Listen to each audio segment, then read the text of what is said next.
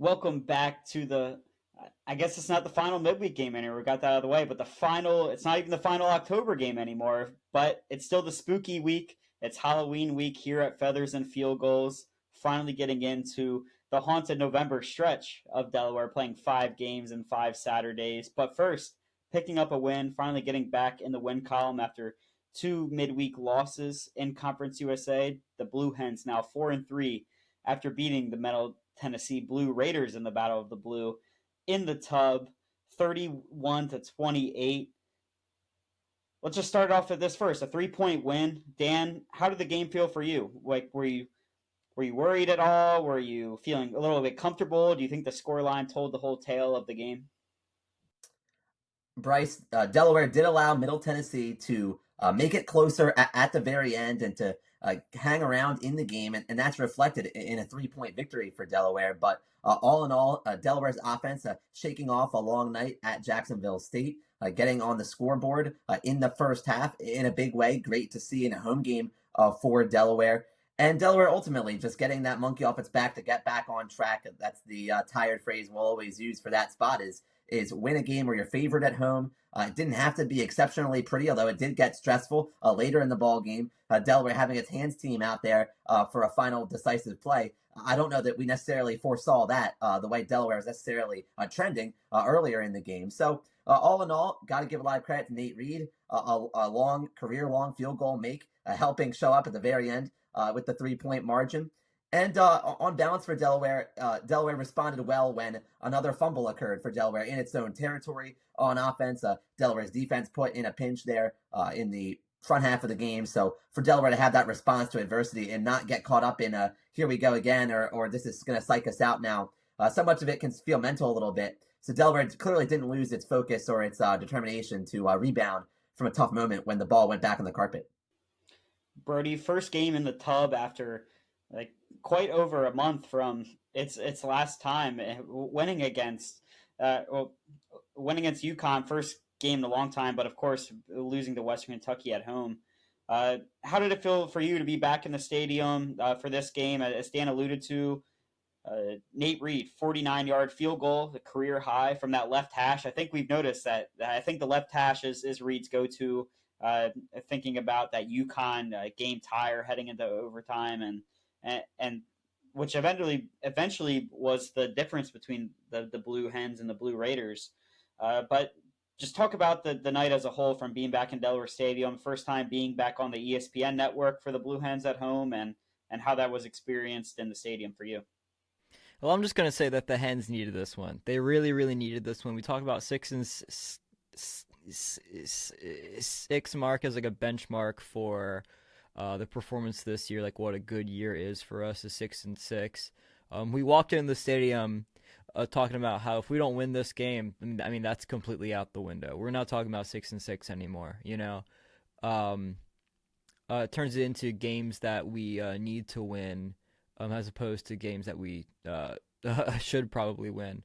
And this is a should win, and we went out there and we won. Of course, starting early, spotting them 6 points right off the bat with a humble in our own territory, putting the defense in a bad spot. I saw a lot of criticism of the defense, but I thought that they played pretty well, only allowing two touchdown drives that weren't on short fields or at the very end of the game when maybe they were playing with less discipline than they should have in the closing minutes in a game that they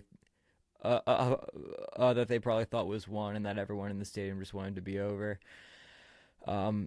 Really long game, I'll say that. ESPN loves to drag these regulation games out. It was 3 hours 58 minutes. The broadcast was, and that is just too long.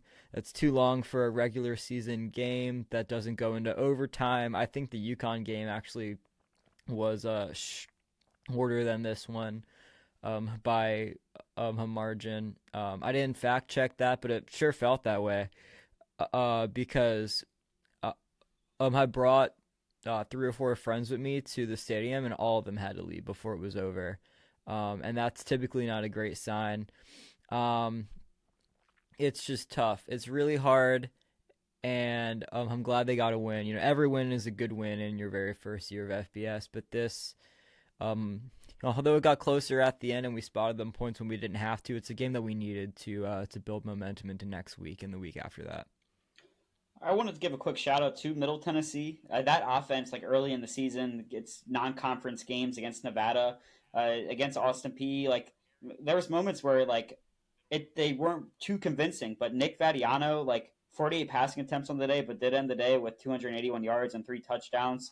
Both the running backs, Jaquil Middlebrook and DJ Taylor, they both ended the day with 6 yards per carry or over. Middlebrook finishing with 68 yards and a touchdown, and Taylor with 30 yards on 5 carries. And they were never stopped for less than a yard all day. What I do think Delaware did a good job was limiting the X plays for Middle Tennessee. There was never a play to break out for over 30 yards. There were a couple that went for that 20 to 29 range, but none went for over 30 yards. None went from full field scores. Even thinking back to a Cam Cook run that went for, it wasn't a full score, but it went for 60 plus yards. And that's been something we talked about the defense all year, was limiting X plays. And while there was a chunky yards that the Blue Raiders got on a play, there was never one that ended in a score for Middle Tennessee. So I think the defense, even though Middle Tennessee surprised me on offense in a bit on how they can move the ball down the field based on what I've seen from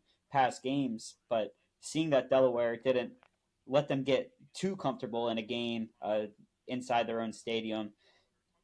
Dan, thinking of it, you talked about that fumble in the second quarter in the first quarter that led to Middle Tennessee taking that 14-7 lead against the Hens, but Delaware responding with a 17-0 second quarter. Talk about that first half a little bit on both sides of the ball. And I think you mentioned Sean Wilson, somebody that you expected to be the X factor in the game, or someone to watch out for. That wasn't an easy answer like Nick Minicucci being the quarterback but Sean Wilson hasn't got the end zone yet this year, but scored twice, both in the first half of the game. So talk about the first half as a whole from your perspective.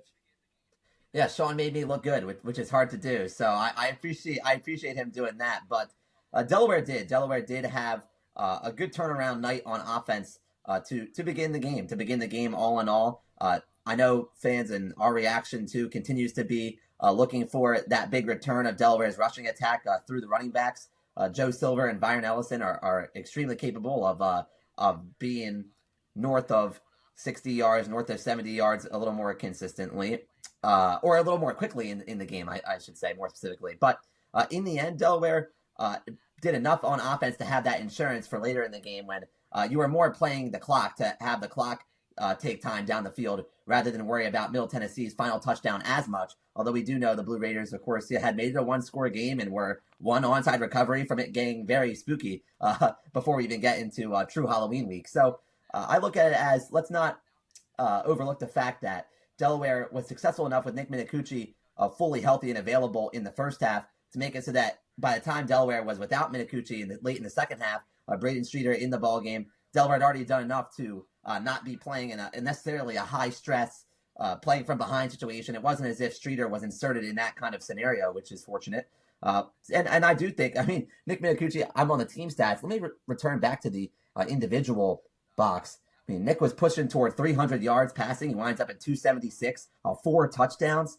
That is just, that was fun to watch. It felt like I just had the vibe of this is the time where Delaware really needed a home game, get back in the familiar setting. First half, I should mention, the crowd had a better chance to stick around in the first half before the game got later in the night that Brody talked about with different replay reviews and flags and the number of scoring drives that create breaks. It did have a game flow that was like kind of dragging and lagging. So in the second half, I actually thought Middle Tennessee might have the edge in terms of there are fewer people in the building. There's a little less juice. Feels a little more sleepy, a little more like a weeknight compared to the first half. I thought Delaware's turnout was pretty good for what we didn't know what to expect on a Wednesday. I thought Delaware's turnout was pretty good in the first half, and Delaware responded in kind in the first half with Wilson. Some of the catches by Wilson and Duplessis, along with Donovan Lewis becoming more and more of a force as he's gotten back in the flow of things. That's just fun to see Nick Minicucci do his thing. He's sharing the ball. Leading receiver was Duplessis with 7 catches for 65 yards. Donovan Lewis was right there, though, in terms of yardage, not far behind at 62. Sean Wilson popped off, like we said, to make me look like I had some foresight over with Jake Bolden at the Blue Raider pod.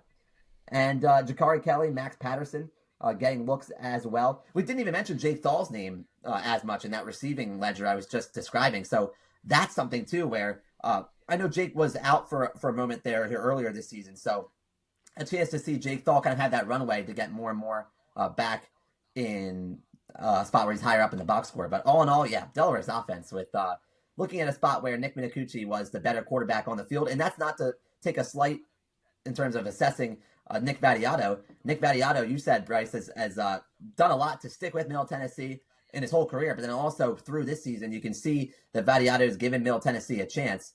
But Nick Minicucci was the better player all in all. And that's a huge credit to him, of course, and a huge reason Delaware was successful on offense in the first half. Nick is a great story. And another great story, as you mentioned, Donovan Lewis, 4 catches for 62 yards, looked great against Jack State. And he's finally back in the offense, as we've seen in the month of October. I know missed a lot of the preseason, finally be integrated back in. I'm hoping Donovan has a great day and we get him on the podcast and one of these shows in November, because he's one of the greatest stories on the team, and how he came from Calvert Hall and an area near me, and started as a walk-on and integrated his way and impacting the game on special teams and now the offensive side of the ball. It's been great to see this season, him back in action. Brody, let's talk about the second half a bit, because, of course, Delaware takes in, after that dominant second quarter, takes in a 24-14 lead into half. The offense only scoring 7 points in that second half, but it was enough to hold on to that lead, being 31-28 final. The second half, like, in your eyes, like, did you think that maybe the offensive flow didn't keep up in terms of the way of maybe controlling the clock a little bit? Did you think that, like, were you worried about the offense at all? And did you think the defense did enough to hold its job? Of course, getting a turnover there and hopes to run out the rest of the clock with that before Delaware giving the ball back to them a few plays later. But what are your overall thoughts on the second half?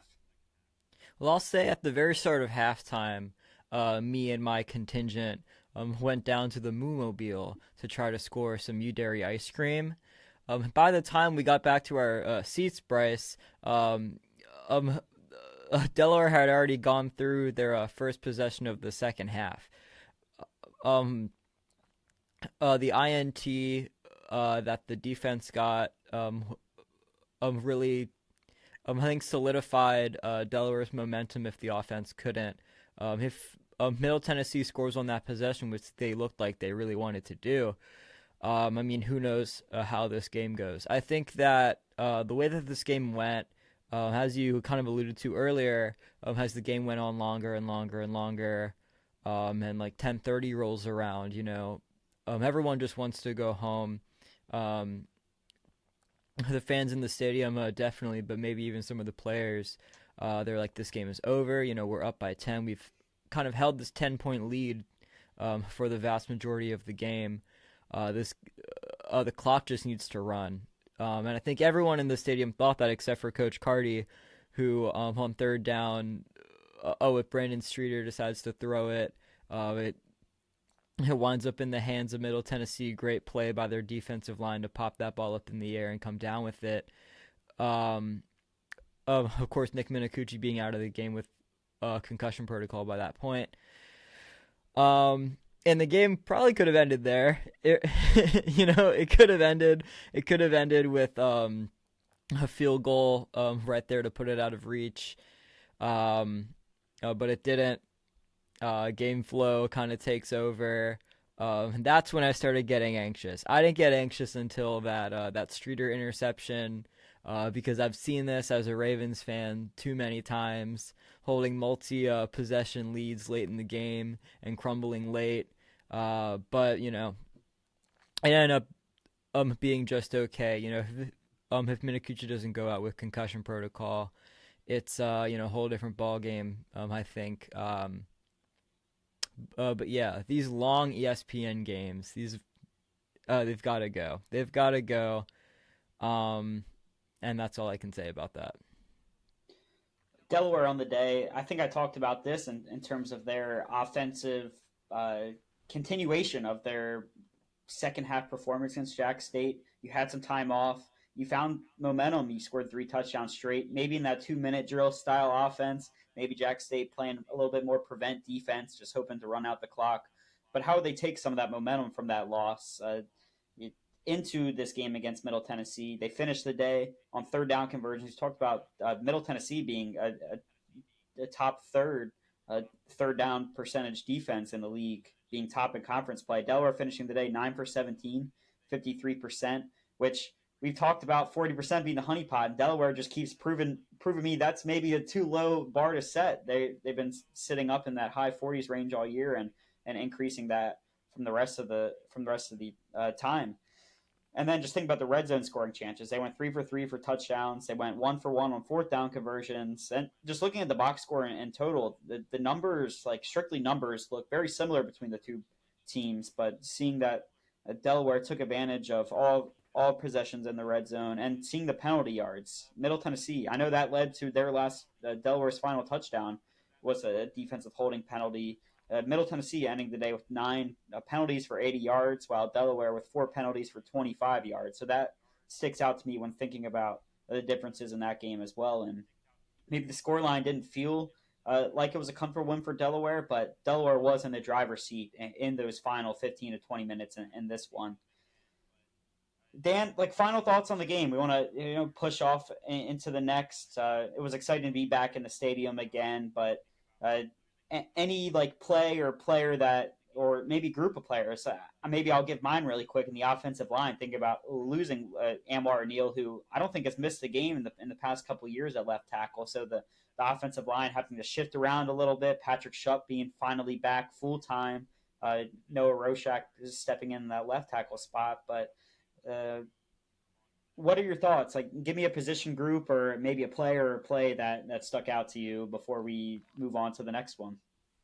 Yeah, offensive line would have been one. Bryce, glad you pointed that out. It took us too long to state it plainly that Delaware won a conference game where by the end of the game, the third quarterback overall in terms of beginning the year, the third quarterback to begin the year finished the game, and Delaware was without its star offensive line or one of its star offensive linemen at a critical position along the O-line. So, to finish a game that way when you're having personnel issues, not to mention not having Dylan Traynor at linebacker. So, like, put all those things together, and I think Delaware fans pretty happy to win a league game under those circumstances. I think a theme for me that I take away, in addition to the penalties you pointed out that Delaware took advantage of, Middle Tennessee committing, it's when you defend a team that well in the middle part of the game, it really helps bridge things to a finish where you can afford to allow a longer drive off a turnover late in the game the way Delaware did. I mean, Delaware defended in the middle of the game pretty darn well, including in the third quarter, coming off of a Delaware punt that began the third quarter, teams trading possessions. Middle Tennessee's first possession off of the Delaware punt in the third concluded with, I want to say that was a drive that did end in the interception. Yes, interception by KT Say after Khalil Ali had tipped it. So that's huge. That's so huge to defend that well in the middle stages of the game. I feel like it's easy to get lost in the shuffle. By the very end, you're worried about those finishing plays, and yes, that's the pillar of finish, and that has to be done to fend off a Middle Tennessee team that's fighting for its season. So I'm not trying to overlook that strong finish, but I really wanted to just mention the middle stages of the game where I feel like it can kind of get lost in our collective memory. But it's easy to get lost and overlook maybe when it's not as memorable just looking at the number of punts that Middle Tennessee had to execute on offense in the second quarter. But it was just a case where you're shutting the team down and kind of lulling them into halftime in a way, and making it so that by the end of the night, we're all happy that Middle Tennessee didn't have more points to play with at the very end. Brady, I'll pass it over to you to wrap us up here. What were your final thoughts and maybe a moment that we haven't touched on from last week's game? I think turnovers, unfortunately, came back again in this game. Kind of early on when we turned it over inside our own red zone. I think it was inside our own red zone. It was at the very least inside of our own territory. I was like, here we go again. I can't believe we're doing this. This is a team that we should be beating decisively. I can't believe they're about to go up, score twice in the first quarter, and they battled back. Which is what you want to see. I've said in the past, you're never really out of a game with Nick Minakuchi at quarterback. Even in the Jacksonville State game, you can make the argument that we weren't truly out of that game until triple zeros were on the clock. And you and I had to stay in the stadium until triple zeros were on the clock, Bryce, for this one as well. But I think that short memory is something that we've seen with Nick Minakuchi, and I'm glad that he has it, because I'm not sure who was at fault on that bad pitch. You could absolutely make the argument that it was Nick. You could make the argument that it was, I think it was Joe or Byron Ellison. Byron at that point, yeah. But either way, coming back from a deficit, I think is something that this team has been practicing and got some in-game opportunity. I also mentioned last week, made me look good. I did say that this Middle Tennessee team is one that could give us problems, and they did all they could to do that. Not enough to rise them in my my pecking order, but absolutely enough to get a little shout out from me. I told you that this team could cause us problems, and they did. I'm just glad that the Hens were the more complete team front to back on this day, because we needed that momentum to move into this next stretch in November. Derek Mason's side, 1-5 heading into that game, knowing that that's one they had to get maybe, and thinking about their full season approach and what defines a successful season. My final thing that I'll think about is the first half defense overall this season has been pretty successful. They're thinking about maybe they make that third quarter is maybe something that maybe we'll tie back to, but the first half has been, especially specifically this game, the second quarter, as you both alluded to, was outstanding. And I know it wasn't the final play of the game for the defense, but Keyshawn Hunter, stealing that ball away from that scrum, seeing him get that ball out and seeing him smile makes me smile. So for that, he's the only guy who acted like he knew what a humble was on that play. Everyone else was kind of just like looking at the ball on the ground, confused as to what to do, which was pretty funny to watch. I love him. So for that, let's get into the person that runs the operation for the defense with some ties and next week's opponent. We'll get into our conversation now with Delaware Defensive Coordinator Manny Rojas. Back in our Inside the Huddle segment, joining us here for the first time on the show, Delaware Defensive Coordinator Manny Rojas. Coach, I was looking for a megaphone around my place to give you a proper intro. I couldn't. Next time you're on, I'll find one. But thanks for joining us here, Coach. Finally transitioning off of midweek play back on Saturdays, so I'm sure maybe a sense of normalcy back in store for you and your preparation. I'm sure it feels good to get back on weekends. It sure does, Bryce. We've been back and forth. Wednesday games, Saturday games, Friday games. The days of the week kind of run together. I was laughing about it earlier. Outside to the world, it's a normal day, but in here, it's specific game weeks. And to be honest with you, it kind of runs together, and you feel like you're back in camp again. So it's kind of nice to get back to a normal work week. Right. Yeah, I'm sure. This is the first time catching up with you since that first week of fall camp. A lot has happened since then, an entire preseason, some wins, an exciting overtime thriller in the tub, weeknight on national television, alternate helmets. So, wow, what a start to the 2025 season for the program, for the university as a whole. I want to dive on each phase of the defense, the trench mob, the middle three, and the back end. That sets the name Three High Life. But first, I want to get your overall thoughts on the season so far for the team and for the defensive side of the ball. Yeah, I think we're right where we need to be and where we should be. I think there's a lot of speculation coming into the season. How are we going to compete and compare with Conference USA and FBS football?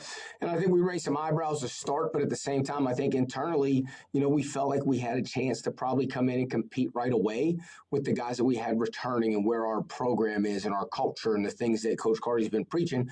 So I think right now we're right where we should be. Obviously, as everybody knows and sees, turnover here, a game there, and it could be one way or the other.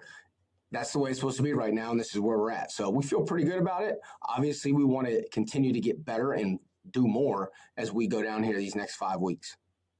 First, I want to dive into the trench mob, probably the most experienced positional group on both sides of the roster when thinking of returning snaps heading into the season, and a group that has shown to be able to create havoc on an FBS level. We talked in the beginning of the year, we don't really know how it was going to perfectly translate. Of course, I think internally you guys felt great heading into the season, but I think the Colorado game showed that this defensive front can compete with some physical, with some strong offensive lines across the board. And I think my favorite part of looking at the overall season stat sheet, 12 defensive contributors in the sack department and 24 in the TFL department.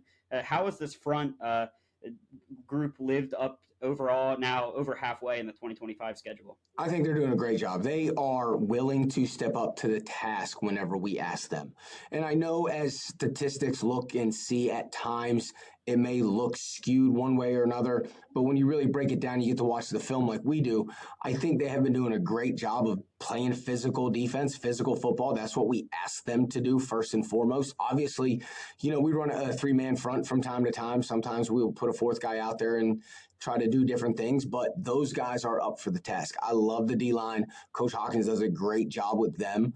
They really are my favorite group. I know I coach in the back end more, but they're my favorite group. I've been with some of those guys, like you said, a long time. Jack Hall and Ethan Saunders for a long time. But they do just work hard. They're just willing to go above and beyond and work hard and kind of get after it. So it's fun to watch those guys. The linebacker group, the middle third. Does Coach Rocco have a fun nickname for them? We get the trench mob. I know the offensive line has the blocking department. Does the linebacker group have a fun name to them? I wouldn't say it's a fun name. They call it the HOD, heart of the defense. So, okay, I like that. Yeah, they're great. We laugh all the time. They're a bunch of meatheads, and the thing that's unique about that room is they give each other so much crap at times and they bust each other's chops, but then it kind of trickles out into the rest of the defense. So like everybody kind of knows and hears, but really they work well together. They really play well for each other, with each other in there. So it's been good to have that front seven that we have. I think is probably one of our better front sevens we've had in a while, all the way back to probably our 22 front seven when you had guys like Liam Trainer, Drew Nichols, Artis Hemingway, some of those guys. So they mesh well together and do a really good job. Blast from the past. That's some fun names to think about when thinking about the transition of the defense over the years. A follow up on the linebacker core, because of course we know Gavin Mull, Dylan Trainer have done Gavin Mull and Dylan Trainer things that we've seen in the past, but it's really fun to see Blake Matthews step up in that bandit role and Merge Malumba excel when called upon.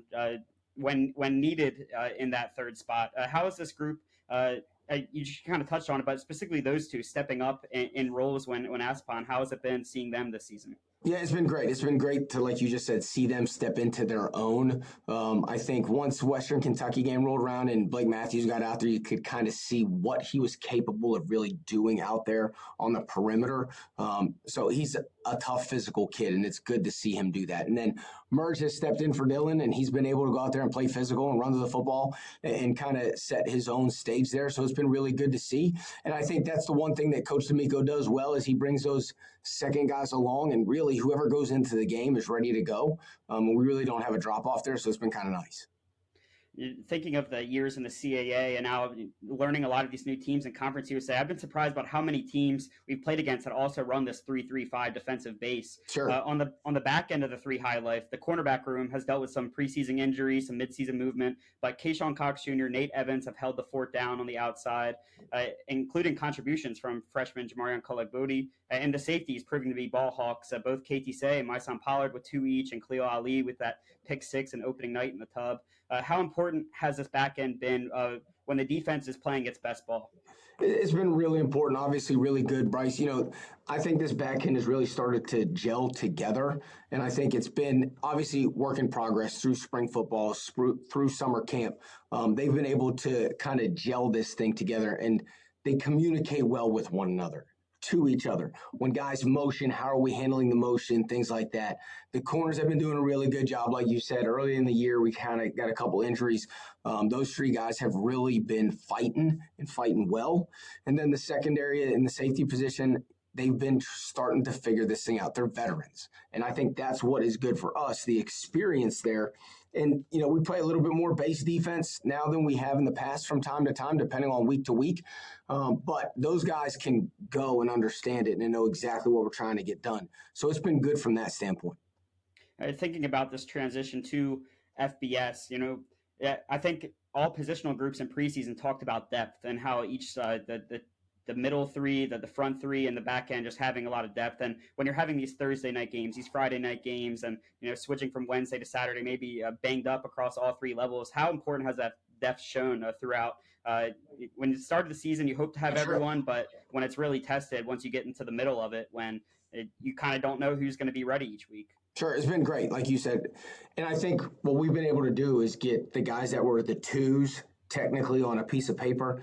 They're just as good as the ones. And like if this guy rolls out there or that guy rolls out there, there's no drop off. And that's really good for us, especially in the D-line. And Coach Hawk knows this and our D-line knows this, is that we're going to rotate guys every 5 to 8 plays. So you're out there for 3 plays, you got to go 100%. We're going to get you a break. And there's some guys that can go 8, 10 plays and they're fine.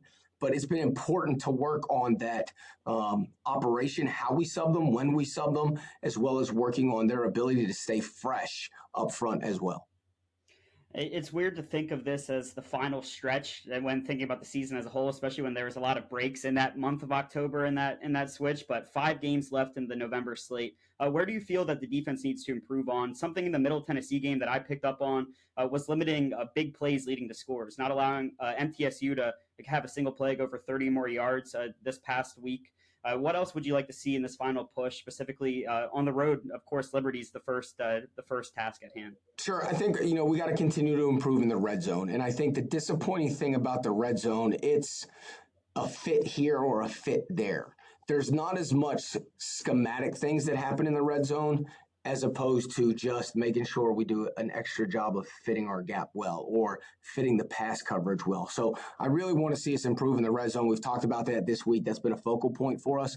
So I want to make sure that we really emphasize that as we have been, but I'd like to see us improve there for sure. Coach, I talked to you before we started. A closer here for you. It was intentional timing for your interview with us here at Feathers and Field Goals. The Blue Hens will travel to Lynchburg, the first road trip on the bus here this Saturday, a chance for you to return home to your alma mater and where you began your coaching career. What does it mean for you to be back in Williams Stadium this weekend, coordinating the road team, the opposition? I think it's homecoming weekend coming up there as well to a school that meant a lot to you. So homecoming for you on homecoming weekend. Yeah, it's homecoming. It's Hall of Fame weekend down there. I'm excited to go back. Liberty will have a great atmosphere. They really will. The students will be there early. They'll be loud. They sit right behind the visitor bench. They have always had a great student section. Even when I played, it was awesome to play in front of. So I'm expecting that to be as usual. It'll be fun for me. I'm excited about it. I really haven't talked much to the players about it this week. Intentionally, just because it's really not about me, but it'll be fun to go back there. It'll be fun to play there.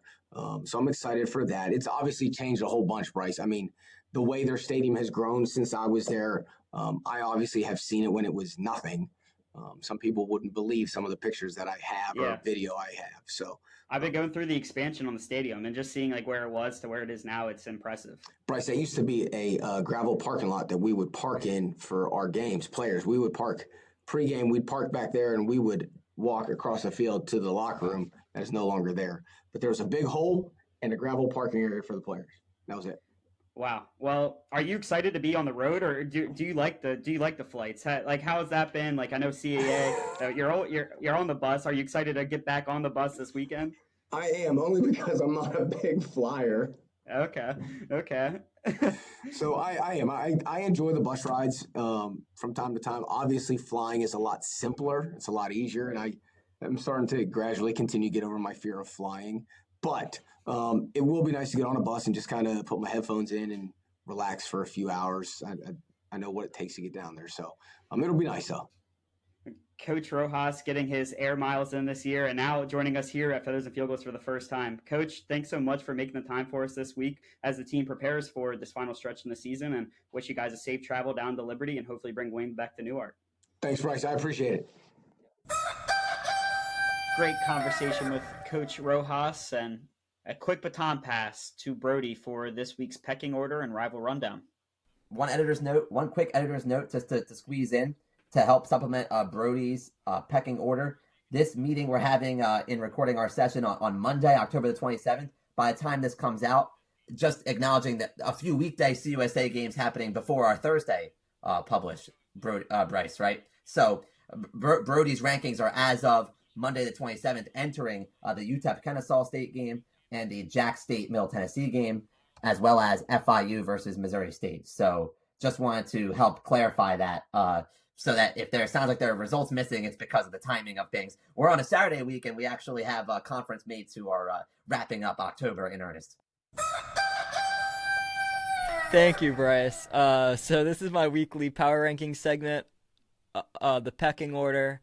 I'm just going to throw it up on the screen. At this point, if you've seen it, you already kind of know. Bottom 4 teams, Sam Houston, Middle Tennessee, UTEP, New Mexico State. We all kind of know what these teams are at this point. I alluded to Middle Tennessee not being nearly as bad as their record, giving us problems for sure on this day. Sam Houston, who's not your typical 0-7 team. They play with a lot more heart than that. But you got to win if you want to move up. UTEP, New Mexico State, both teams that I think pretty bad, honestly. And I hate to say that. I hate saying it. I don't like it. I don't like when other people say it on their podcast. Oh, this team sucks. I don't like that. But we got to call it like what it is at this point in the year. I should start with Liberty at number 8. I have no idea what this team is, as opposed to the other teams that I do know what they are. I have no idea what Liberty is. Both conference wins are against bottom 4 teams. I have no clue what this Saturday looks like. Their pass defense is really great. Ethan Vasco has thrown almost as many interceptions as he has touchdowns this year. Quarterback's been a revolving door with injury. I have no idea what Liberty is or what they do. I have no idea. So they're here at number 8. Above them is Missouri State. This is a team that things are starting to click for. Wins against some of the worst teams in FBS, but like I said, you got to have those. You got to beat the teams that you can beat. They beat Marshall, Middle Tennessee, and New Mexico State. They're building confidence into FBS play. The QB situation is interesting, if not a controversy, moving forward. Number 6, we have FIU. This team has only lost to pretty good teams. Has a good win over Western Kentucky, so I can't have them any lower than this. But you look at their losses, and you're like, yeah, these are teams that they should have lost to. Despite this team having the preseason best quarterback in the league, or whatever he got, I don't remember what the award was, but preseason, award for their quarterback Keontae Jenkins, haven't been able to put it together, except for at Western Kentucky, who they beat the pants off of. So it's very confusing. But I think that they do belong here at 6. Louisiana Tech all the way down here at 5, which is kind of crazy. The early season sweethearts haven't been blowing teams out to the degree that I think most people think that they should have been. This was my number 1 for a long time in the pecking order. Just proves that Conference USA is the deepest team in the FBS, deeper than the SEC, obviously deeper than the Big Ten. But I think that this Louisiana Tech team will put it together. Their defense is great. Their offense just needs to find ways to score. Hidden shootouts. This is a team that hasn't really held up against teams like Kennesaw State. But yeah, they're winning the games that they should win, but not winning every game that they can win, I think. Number 4, we have Delaware. That's another team that's kind of putting it together. Between number 3 and number 6, I think there's a little bit of wiggle room. I think that FIU could be higher. They could be justified to come a little bit higher. I think Delaware could be justified to be a little lower. I think Western Kentucky could be a little lower. I think kind of all these teams are in one big jumble right now. But Delaware putting it together, good win over Middle Tennessee, where they held a 10-point lead for the majority of the game. As we talked about, the final score was a little bit fugazi. Nick Minacucci was put in concussion protocol. I have no idea what that looks like. I haven't had eyes on practice. I don't know if he's practicing yet. But that is definitely something to keep your eye on if you're looking forward to this next week of Conference USA games. Western Kentucky, there's a lot of devil magic going on in Bowling Green. I have no idea how they keep winning these games, but they do. But they keep winning them. Close games, they seem to be winning with relative ease, with the odds just going their way. I really wish we had another crack at them because I really think they're beatable, and I'm just so sick we couldn't get it done. But Western Kentucky has to be here at 3 for me. They are a conference championship level team. If they can keep conjuring up this devil magic that keeps them in these really close games and pulls it away for them at the end, because I mean, as long as they have that on their side, they're going to keep winning games. Number 2 is Kennesaw. Surprise of the year, just wow. Blowing out Louisiana Tech and FIU. Their only losses are to Indiana and Wake Forest. This is a team that should be on everybody's radar. And yeah, I mean, that's another conference championship level team. Then at the very top, number 1, Jacksonville State. They're still the number 1. But Kennesaw is right on their tail. November 15th, these two teams play, so it's going to be a good game. Keep your eye out for that. Keep your eye for that. It's a rivalry game, to what I have been told. Jacksonville State, Kennesaw State, a bit of a rivalry going there between Northern Alabama, and the Atlanta region is right next to each other. There's a Buc-ee's right on that road that connects Atlanta and Birmingham. Just something to think about. Off to the rival rundown. Not a whole lot happened this week. A lot of teams were on byes. But a big thing is UConn remains undefeated in regulation. Hauling in overtime to Rice. That's a game that you got to have if you're UConn. And that's going to be a tough one for everyone in stores. Navy's undefeated on the season with a decisive win over FIU, a game that I watched all of. It was very boring up until the third quarter. But they pull away with a multi-score. I think they end up scoring north of 30 points in that game over FAU, who couldn't match them. I think they only scored 13 in the majority of that game. Maybe they came back late just a little bit, but held to 13 for the majority of that game. Temple gets another win over Tulsa. Temple starting to get on everybody's radar. And then UMass is the worst team in the nation, getting blown out against Central Michigan. This is what a 0-7 team looks like. Sam Houston compared to UMass. I think Sam Houston wins that game pretty easily. Maybe not if it's in Massachusetts in the cold, now that we're getting into flannel weather, as everyone on Feathers and Field Goals is matching in their flannels. But yeah, UMass is really bad. I really wish we had them on the schedule. Week 13. I mean, what a game that would be! What a game if we got to go up to Amherst and play the Minutemen. Thanks so much, Brody. Excited to quickly throw it back to Dan for our next edition of Scout Team versus the Liberty Flames, which I know my two partners here will be at the game. Very jealous of them, but fortunately, Dan had the opportunity to sit down with Jeremiah from Fan the Flames football podcast and to dive more into the Liberty side of things. So a quick pass over to Dan for that.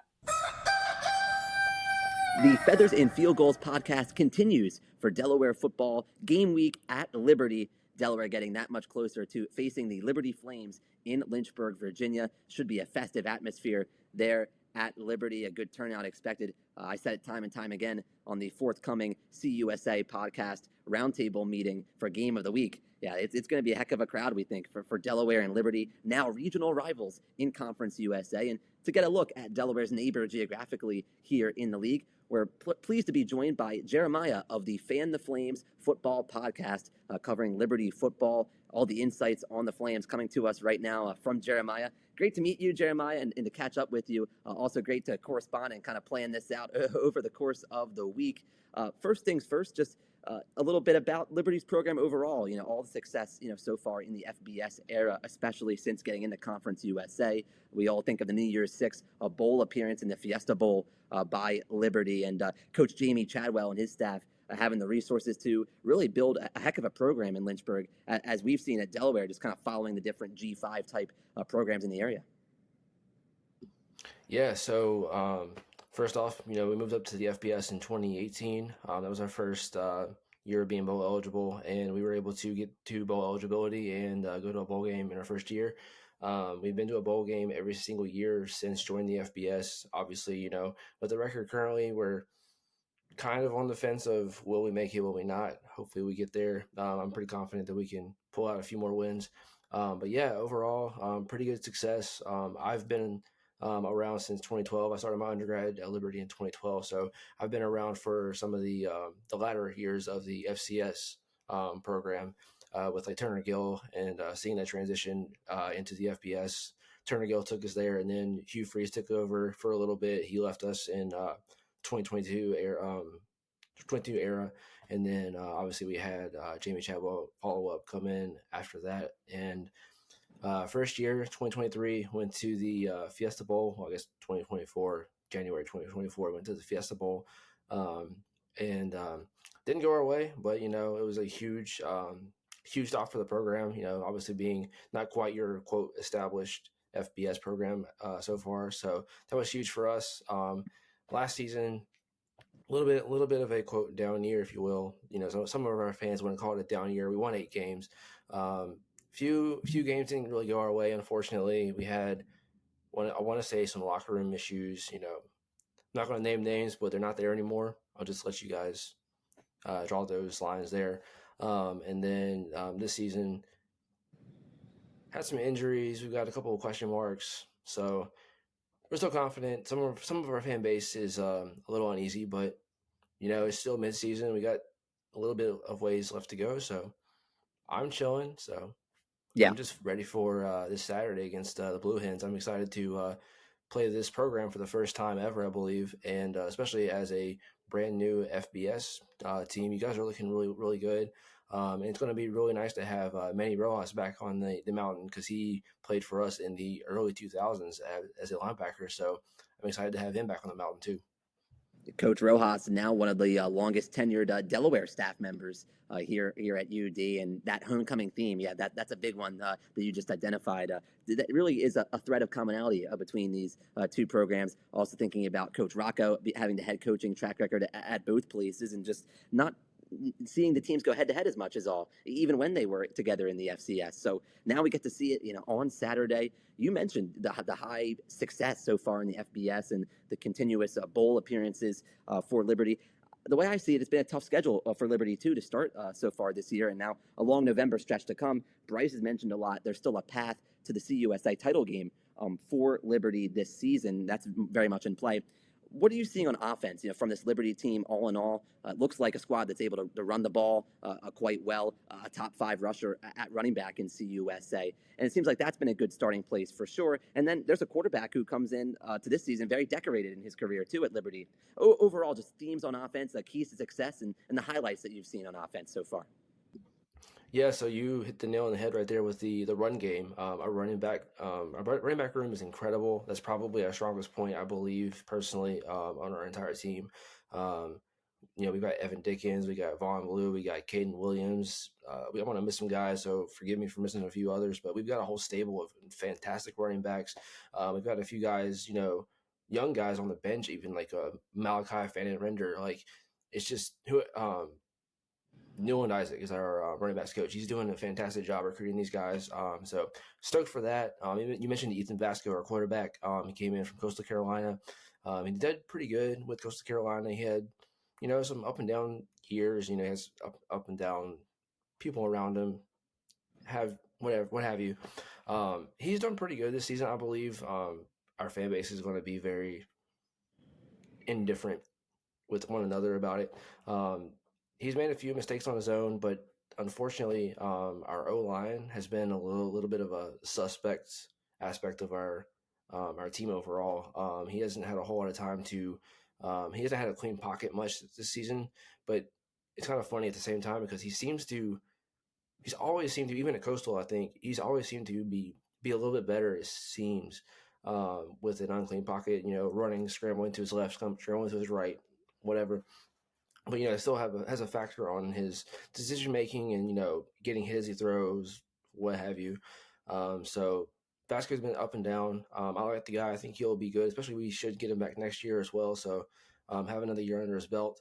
Our receivers are really good. Everyone wants to say, "Oh, our receivers aren't that good," but given if Vasquez has time to throw these guys for those routes to open up, I think we have one of the best receiving cores in the conference. We got guys like Dante Lee. We got Reese Smith, who's made huge plays in the past. I think of the ECU game where we had that 3-hour rain delay last season, and he's had 3 touchdowns in that game. Once the game resumed, he had 3 touchdowns, and so big playmakers there. But obviously those routes have to be able to develop to make those plays. So yeah, that was offense. So Yeah, no, the Liberty offense. I get the feeling at home too, just coming off of a long layoff, being in the home stadium, having that home field advantage that's to come with a homecoming crowd. That could just help spur Liberty's offense too, in a way. Right. So more to come from Liberty on offense, and Manny Rojas on Delaware's end, tasked with getting the Delaware defense ready for a program that Coach Rojas, you'd be able to say too, knows so well at Liberty, but also a program that's really changed so much since he was a player. I mean, you could test to it in following Liberty in the FCS era, included, just how much things have probably changed a great deal since getting FBS independence and then getting into CUSA. Mm-hmm. Absolutely. With that, though, we turn things to the defensive side of the ball, and Liberty on defense, it seems to be the word around town here in getting an idea of what Liberty's been all about this year. The pass defense stands out in conference statistical records and in how the teams stack up in the stats. How has that secondary looked for Liberty in terms of defending the opponent's pass? How has that been a key, possibly in a couple wins most recently? We know Liberty came in this year with such high expectations, and then maybe it seems like, with a bye week and then having a longer layoff into a Saturday game, there's still been time for the fan base. It's very passionate at Liberty to be certainly a little bit conflicted about how to feel about the team, it seems like. But a couple wins most recently, and the defense for Liberty seems to be a big part of that. And pass defense, I was just touching on, looking pretty good by the numbers. Oh, yeah. I think we've done really well in the pass defense. Obviously, like you said, we were one of the – I think – are we the top defense in the conference? Passing defense right in up the conference? There. Yeah, right up there. We've got guys in our secondary like Marion Williams. We've got Brylan Green, who's injured, unfortunately. He got injured at ODU. We've got guys like Damon Harmon, for instance. We got him. He bounced around somewhere else before. But I forget which school it was, but he was at Oklahoma as well. And I think we got him from Oklahoma. But he's been a huge impact. This is his first season on our roster, and he's just been lights out in the secondary. So yeah, they've been able to come up with some big plays. They've been able to defend those guys, get some good coverage, and they've made a decent amount of turnovers. Haven't had the turnovers we had a couple of years ago, but I mean they're still there to be able to disrupt the passes and do what they need to do. So I've been pretty impressed. Turnovers, a major theme for Delaware's offense lately. When Delaware has had setbacks in games this year, and when Delaware's had moments of falling behind, you look at Delaware having a giveaway. You never want a good time for a giveaway, but giveaways to set up the opponent with prime field position at times, and that could really get. For Delaware, I'm looking at a road team here, a road underdog that can get a game on top of you if you have a giveaway. If the Liberty defense forces a takeaway in the first half, it can start to turn things pretty quickly, momentum-wise. So seeing what Liberty's defense can do in that respect, that'll look to be big time. But the special teams as well, should never be overlooked. And getting a chance to talk with Liberty's other fan, the Flames representative at the game of the week roundtable, I got the feel for how big in one of Liberty's recent wins special teams really played a huge role. I guess New Mexico State, if I'm recalling correctly. I So it believe seems so, like yeah. that's a group that really should get a lot of shine for Liberty. Oh yeah. If you you recently followed me, but if anybody follows me on Twitter, you'll see me repost a few of the special team stuff, especially with our punter. I'm actually good friends with our punter Max Morgan, but I often like to retweet stuff for our punters and be like hashtag punters are people too. Yeah. So I always love that. But yeah, no, Max has been able to do a lot of good things. He's got a lot of good punts down inside the 20, been able to flip the field for us many times. Then you have on the other side, on the other side of special teams, we've got Juju Gray out there receiving most of our punt returns. We've got Reese Smith two punt returns as well. But I can recall Juju Gray, returning some kickoffs, some punt returns recently that have really like built some momentum up and able to again flip the field for us. So special teams are huge. I grew up near Blacksburg, where Virginia Tech is, and I think back to the Beamer era. Beamer ball and special teams was right up there with offense, defense. You got special teams. You got to make that big play on special teams. So don't count them out. Right on. I think Delaware fans can relate to thinking about turning point moments in special teams. Most recently, Delaware defeating Middle Tennessee in Newark, and Delaware kicker Nate Reed with a career-long field goal make that helps spell the difference on the board at the very end. Delaware in another road game in Conference USA, aside from the one that's coming up, a road game earlier this year down at FIU, and Kyrie Duplessis, a punt return touchdown for Delaware.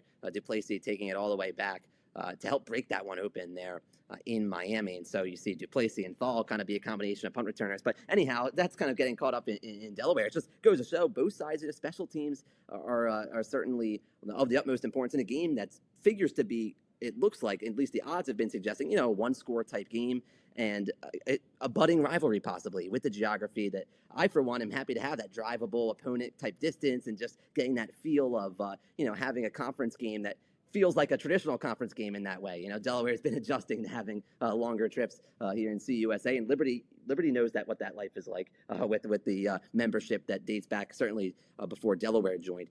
Speaking of travel and the geography of Liberty, for Delaware fans heading down, Jeremiah, recommendations for Lynchburg on game day. The traditions and what you can expect to see. I know the student section and the Jokers are a huge tradition and a great addition to the atmosphere, and especially fundamental to that visiting sideline. I think, if I'm not mistaken, the visiting sideline will have that student section right there on top of it. But overall, the recommendations for Lynchburg and just what to look for on game day out of this atmosphere. Yeah, so I get up really early. Almost every game day, I'll get up. We have Snowflex, which is right out on our campus. You'll see it right up on the mountain. It's a big lodge up there. We have like an artificial like ski, snowboarding lodge and turf and everything. It's really cool. But the view up there is incredible, especially for the sunset. Later in the day, the sunset's beautiful up there. But yeah, I get up really early. I'll get like a sunrise pick and everything. And then the entirety of game day is just really cool to see all the different tailgates around. You see friends, see everybody so friendly. Like, we often we'll invite in opposing fans all the time. So if anybody's coming in, please feel free to come talk to me for sure. Definitely come talk to me. I'll gladly show you around. I'm actually planning on meeting up with the Joe Flacco burner account or whatever, that person. So I want to meet up with them, and then anybody else, feel free to come talk to me. And then I'm trying to think of anywhere else outside of Lynchburg. If you want to get some good food, County Smoke. I'm going to shout them out 100%. It's a barbecue joint. My friend Ken owns it, so I'm going to definitely shout them out. There's a great place called Iron and Ale. It's one of my favorites. It's like a sports bar type deal. Downtown Lynchburg, you've got places like Bootleggers, good burgers. You got hold on, My Dog Duke Steiner. You've got the Water Dog, which is kind of like a sports bar as well. Neighbor's Place has some really good food. It's kind of a upscale sports bar, if you will. I'm trying to think of some other places. Coffee shops. I'm a huge coffee shop guy. I know you hear bar hoppers. I'm a coffee shop hopper. But right next to campus, we have this place called Ironclad Coffee. Again, a friend of mine owns the shop, so highly recommend it. It's also just really good coffee. Then you got places like the Muse. You got the White Hart. There's a lot of really good coffee in the area. What other recommendations would you? Oh no, I think that covered it. I was thinking about Yeah. food, places to eat, just things to see, the views, mountain type Yeah. atmosphere.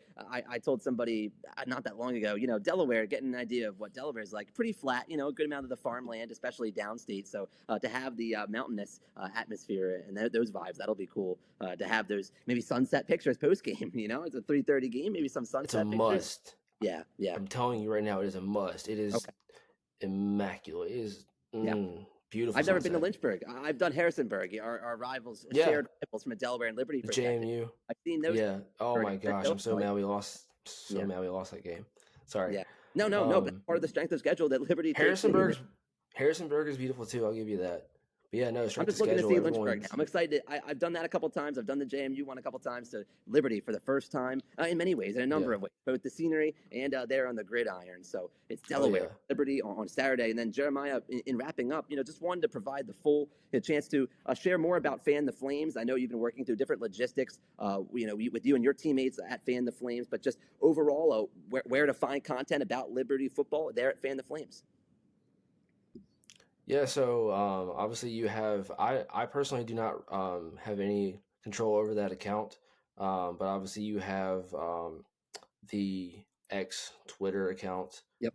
It's just at FTFF Football Pod. It's a little bit convoluted, but you can find it on my page, on my X account if you want to look for it. We do Spotify, a couple other avenues. I listen to it on Spotify, so that's the one I want to plug. We don't have any visuals right at the moment, so not a whole lot there. But yeah, give us a listen. We do like previews, we do reactions. It's just a bunch of us kind of just go chat, just shooting it around, yeah. It's definitely one to listen to and get engaged with to get a feel for Liberty's fan base, a huge fan base and a great representation, and the size of the following to have be part of Conference USA. And Jeremiah, now we'll see two of these fan bases that we'd like to think are definitely bigger ones in CUSA going noggin to noggin now here on Saturday. CBS Sports Network, Williams Stadium in Lynchburg. This has been Jeremiah of Fan the Flames here on Feathers and Field Goals. And the Feathers and Field Goals podcast continues right after this. Thanks for running that conversation, Dan. Excited for this matchup here. All three of us with our flannels on. So we're fully ready for this matchup from our side of Feathers and Field Goals, and for Hollow Weekend here ourselves here with my Scarecrow hat on. But Brody, I'll flip it to you after your pecking order and rival rundown. What are you focused on in this matchup from Delaware or Liberty's perspective of this? I alluded to it during my pecking order. Liberty's hallmark on their team, the one thing that they do better than anything else, is their pass defense.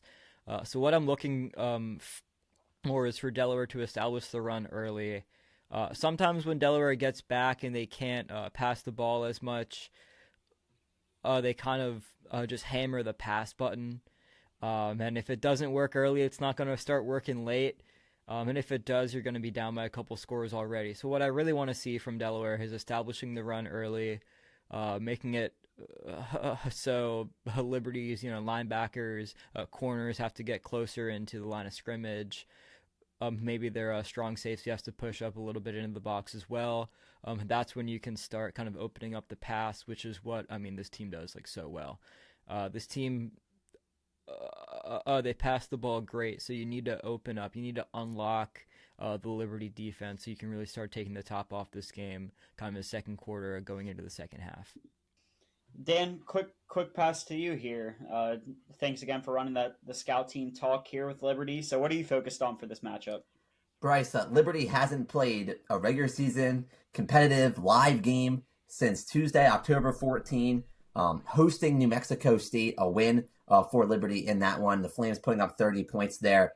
I look at this as a situation where that leads me to believe my one thing to watch is, or among several, but a top thing I'm going to be keying on is Liberty's opening possession. Whenever that first possession of the game comes for Liberty on offense, whether it's the game's first touch overall or just Liberty getting its first crack at things on offense, what does Liberty look like in terms of that script to start the game? You think about scripting drives, so to speak.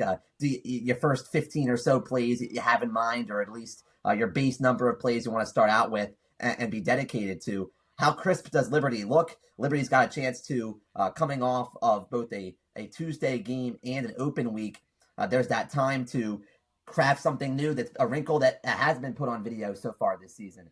Liberty will have the time to practice that and really implement that, install that throughout the lead up to this game against Delaware. Liberty will have had the chance to watch Delaware live a couple times and really get a feel for what Delaware has looked like most recently. So I'm very interested in seeing Liberty, comfortable at home. Liberty gets good support at home. I expect a great turnout. Getting back to a Saturday. I mean, we've been looking forward to getting back to Saturdays. I'm very confident that the Flames fans will also be happy to be back on a Saturday. So I'm thinking it's going to be a tough place for Delaware to play on the road. Liberty to be comfortable to start the game at home. Because how does Liberty look on its first touch on offense in terms of the initial tone that's set in that statement that could be made if Liberty looks clean coming off of the layoff that Liberty has had. So that's going to be my one thing particular to watch. It's not exactly like it dictates the game. It's only the first drive for Liberty, but I just get the feeling that it'll be a good indicator or a good read early on of where Liberty stands on really a tough way to be going into this game in a sense, having only played twice in all of October. You had the 2 games total throughout the month of October, and now you're getting ready to start a sprint through November. The Flames not playing the best September ball that the fans would have expected, being the consensus preseason favorite in Conference USA, and maybe not even the October style play they want, beating UTEP on the road by a score of 19-8, and then winning at home against New Mexico State and in a tough fashion that they pulled away, winning 30-27. But I think the most important thing to add to that is Liberty is 2-1 with still a sight of having a chance to make the Conference USA Championship in sight. There's 2 teams undefeated, but they're knocking on the door right now with their one loss being to Jacksonville State, who's in front of them. So I think this game maybe comes down to our Inside the Huddle guest, Manny Rojas. He Liberty alum, spending a lot of time and a lot of success on the field for the Flames and starting his coaching career there. I'm excited to see how his defensive side comes out. We saw 2 turnovers for Delaware on the defensive end against Middle Tennessee State, a pick by KT Say and a fumble recovery by Keyshawn Hunter. I'm curious to see if they can build off of that. Liberty with 6 interceptions thrown this season and 6 fumbles lost. Even thinking about their last game against New Mexico State, having 3 turnovers in that, with Fasco throwing 2 interceptions and the offense losing a fumble in that one. So I know the ESPN2 commentators wanted to say that Delaware is added 1 to their 20 and something to 0 record, with Delaware winning the turnover battle until the Delaware turned it over the possession after. But can Delaware win the turnover battle on the road? And I think that maybe sets the tone for the offense and the rest of the way, and kind of leads into both of your answers. If Delaware can force turnovers, I think maybe that helps establish a run a little bit, because Liberty's defense has less time off the field. And could Delaware start the first drive with a turnover, that maybe sets the tone for the rest of the game itself. So excited to see how the defense, even giving up 28 points, Liberty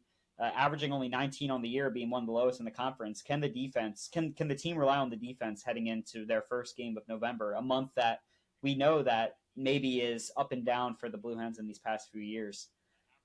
I think it's our favorite time. It's score predictions. Fortunately, we went 3-0 as a unit this past week at Feathers and Field Goals, all picking the Hens to win. Dan, you always set the tone for us. I'm excited to see where you go in this one for the Hens on the road against Liberty Flames. I think, Bryce, being candid, and this is not trying to clock Brody or call Brody out, I think Brody has Liberty underrated in the pecking order. Now, it's Brody's segment. It's not up to me, but I look at what Liberty's dealt with this season. Some of these losses, okay, let's just look at who Liberty's played in particular. You got at Jacksonville State. Well, okay, playing at Jacksonville State, it's like I'm not going to fault Liberty for losing the Jacksonville State. All right, so there's a loss to Jack State. You've got another loss hosting James Madison. Well, JMU is going to be quite possibly in the Sun Belt Championship game. Bob Chesney, we know about him. We know he's a hooper in the best of ways. He's a strong coach. Okay, so losing to JMU, not a good thing for Liberty in state at that budding rivalry. But okay, like I'm not trying to excuse all these losses, but let's just look at the resume. And then a loss to Old Dominion, another strong Sun Belt team in ODU, and Liberty did not have Vasco in that game at quarterback. So Ethan Vasco not there for Liberty, and a loss to ODU for the Flames. So And now since then, since that skid that included a loss to Bowling Green that I haven't mentioned on the road, Liberty's turned it around. You see the wins against UTEP and against Mexico State, now having time off that I talked about heading into UD. All right, we understand that now. So I say all that to say I think Liberty's record is deceiving. I think the history of Delaware, even on like a bus trip style length of a trip, going to a team that's of this quality historically, on the road, not an easy task. I think it wouldn't have been unreasonable for Delaware to open as more like a touchdown type of dog at Liberty. There's I know perception that Liberty has underachieved a bit so far, and I think that's fair to say because of you figure, okay, Liberty is going to, with their resources and their stature in the Conference USA already in a brief time, you expect Liberty to be a little more decisively in the top 2 or 3 of Conference USA. That hasn't been the case so far this season. I think even though Liberty's been a bit under what we expected in preseason, that could still be enough to fend off Delaware at home. The fact that it's in Lynchburg, I think that home field is going to be a big deal. I have no joy in picking Liberty to win this one, but I got burned with the Jacksonville State road game, and this kind of shapes up a little bit similarly to me. It's not the same star running back like Cam Cook in the case of that game against the Gamecocks. Cook, he's going to be the number 1 rusher to finish the season unless something weird happens. But I look at Liberty having Dickens at running back. This running back, Dickens, is another top 5 rusher in the conference. Delaware has some question marks in terms of different parts of the roster health-wise. We're not going to know a ton during the course of this week. That's probably one of my longest lead-ups to say I'm taking Liberty in the final. I'm going to go with Liberty 35 and Delaware 28. I'm going to go by the touchdown I was talking about earlier. Delaware, if it cracks 30 points, then I would have flipped my prediction. But and I have no happiness in saying Liberty cracking 30 points on offense. I think Delaware's defense actually profiles pretty well going into this game. I feel like this is a great time to have talked with Coach Rojas. Delaware's defense has looked pretty nice. But yeah, I'm torn up, as you guys know. I'm uncomfortable even saying it, but I'm trying not to have a rerun of my vision I had for the Jacksonville State game. I'm just entering this one pretty cautiously, just in the way it's stacking up. You're seeing a Liberty team that's kind of shaken off its rough patch that Bryce talked about in September. Dan, you said it with besides the Colorado game, you picked Western, I picked Delaware, I picked in the Jack State game, I picked Jack State, you picked Delaware, and I think here I have similar concerns with you being on the road against a team that frankly has a lot to play for, that they can play for the conference championship. Maybe they haven't played their best football yet, but they're back at home after some time off, and this is kind of a turning point in their season if they're going to be competing for a conference title versus are they just fighting to get to as best of a bowl game as possible. So I feel nervous from Delaware's perspective. Yeah, I feel maybe added nerves from a sense of I'd like to think that Nick's going to be healthy for Delaware, but frankly, I have no clue. So I'm going to have to go with Liberty as well. I think it may be more of a defensive battle from your 35-28. I'm going to go with 24-20. Liberty takes a home one. And I always will add, after not picking Delaware, I hope I'm wrong. Brody, are you gonna end us on positive vibes, or are you gonna have doom and gloom on this spooky Halloween weekend? I'll answer that. So this is my headgear selection. Obviously, I do a headgear selection every week. I reached out to all the teams before the season, their equipment departments, to reach out for helmets, for like whatever hats they can send me or like whatever.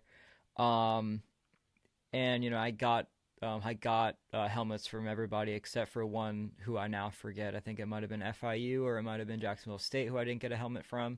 But either way, it's my headgear selection. I have a Delaware helmet over here, actually one that I made, because our equipment department is the only one that hasn't gotten me a helmet yet. Guys, what are we doing? This is a professional podcast. And then over here I have a Liberty helmet, one of their many helmets that they've had throughout the years. And this one, it's hard. It's been tough because I haven't actually picked an opposing team's helmet all year. Because, call me a homer, call me a realist. You can call me whatever you want. I think if Delaware can control time of possession with the run game early, opens up the pass game later in the game. If they can mitigate their own turnovers and capitalize on Ethan Vasco, who does love to throw interceptions. It's hostile environment, obviously, for many reasons.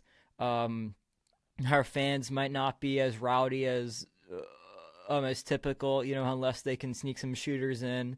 You can't drink at a Liberty game. But this game in the next couple of years, it should be the marquee game of the Delaware Conference slate. Think about Liberty is our most they're our northeast most rival in conference play. They're the team that we are going to be seeing every year. Their fans are going to come to our stadium. Our fans need to go to their stadium.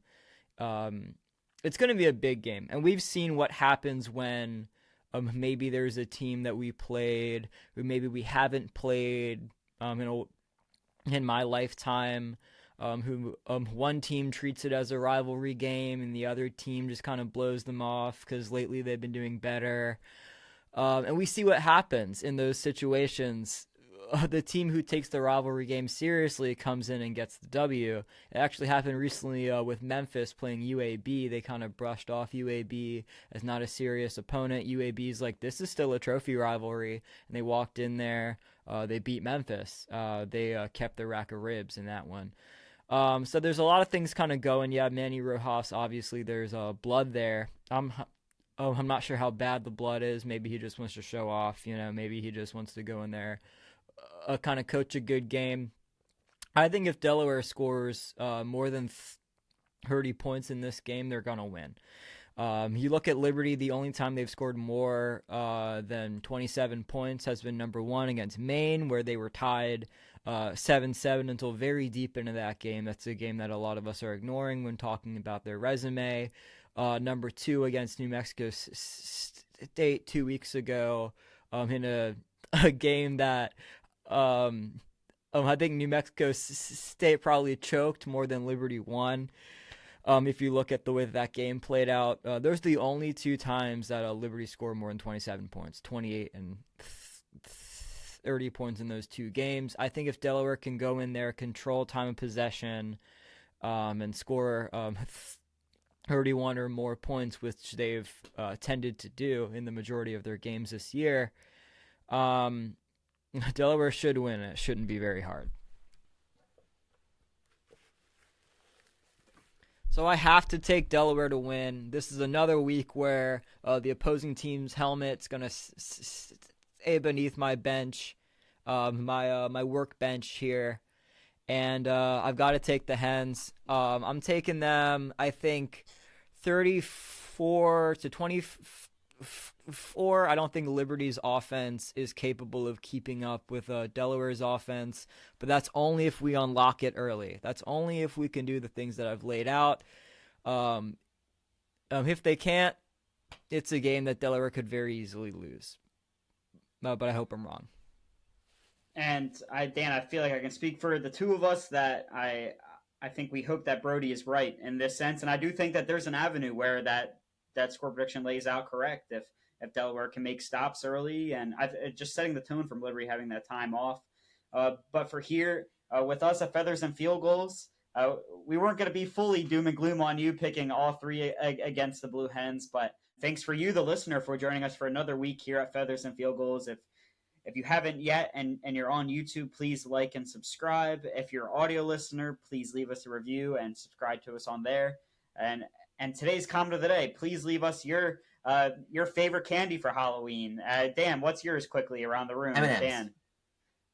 M&M's, Brody. You? I'm one of the people who like Almond Joy. I really do like a good Almond Joy. I like a good Twix as well if we're doing chocolate candies. I like gummies if we're talking non-chocolate. Okay, yeah, I like that. Well, please leave us a comment on your favorite. My personally is Reese, and that'll wrap us up here at Feathers and Field Goals for another week before the Blue Hens take on their shortest road trip of the 2025 season to Lynchburg, Virginia, to face off against the Liberty Flames. So Thank you, the listener, for joining us for another week here at Feathers and Field Goals, and we'll see you next week.